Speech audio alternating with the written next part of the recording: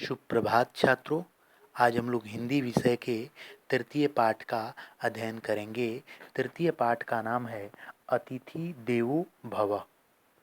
अतिथि का अर्थ होता है मेहमान, देवो का अर्थ होता है भगवान, अर्थात मेहमान भगवान के समान होते हैं। अतिथि आपके यहाँ किसी भी रूप में आ सकते हैं, वह कोई भी हो सकता है, चाहे वह आपके रिश्तेदार हो या अन्य कोई व्यक्ति। हमें हमेशा इस बात को याद रखना चाहिए कि हम अपने अतिथि का आदर करें। तो आइए आज हम लोग इस पाठ का अध्ययन करेंगे।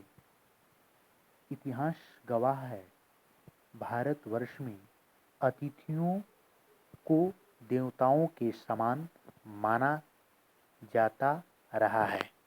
परंतु क्या आज के समय में भी अतिथियों को वैसा ही सम्मान मिलता है? इस विषय पर प्रस्तुत है एक व्यंग्य लेख। नाम नहीं बताऊंगा, पर कुछ बड़े लोगों के बारे में सुना है कि वे कभी खाना अकेले नहीं खाते। कोई न कोई आगंतुक उनके साथ अवश्य बैठता है। बड़ा चाहे मैं उतना न हूँ, पर उसका नाज मुझे भी है कि मैं अकेले कब खाना खाया यह याद नहीं। एक अतिथि विदा लेते नहीं कि दूसरे आ जाते हैं।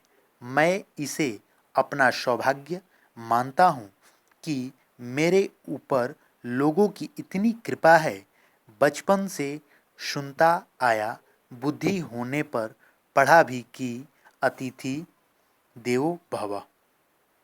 नाम नहीं बताऊंगा, पर कुछ बड़े लोगों के बारे में मैंने सुना है कि कभी खाना अकेले नहीं खाया जाता। कोई न कोई आगंतुक किन्हीं की आगंतुक का अर्थ होता है बाहर से आने वाला मेहमान अवश्य बैठता है। बड़ा हूँ या छोटा, उतना न हूँ, पर उसका नाज मुझे भी है। नाज का अर्थ होता है गर्व, मुझे भी है कि मैं अकेले कब खाना खाया यह याद नहीं।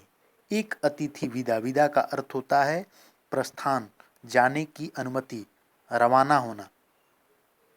विदा लेते नहीं कि दूसरे दरवाजे पर आ जाते हैं।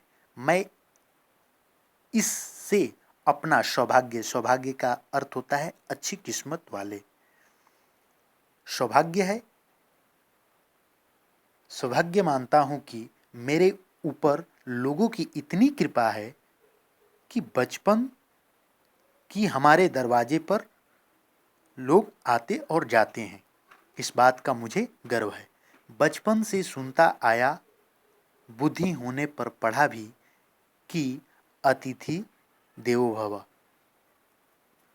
का अर्थ होता है मेहमान, बाहर से आए हुए मेहमान का हमें आदर सम्मान करना चाहिए।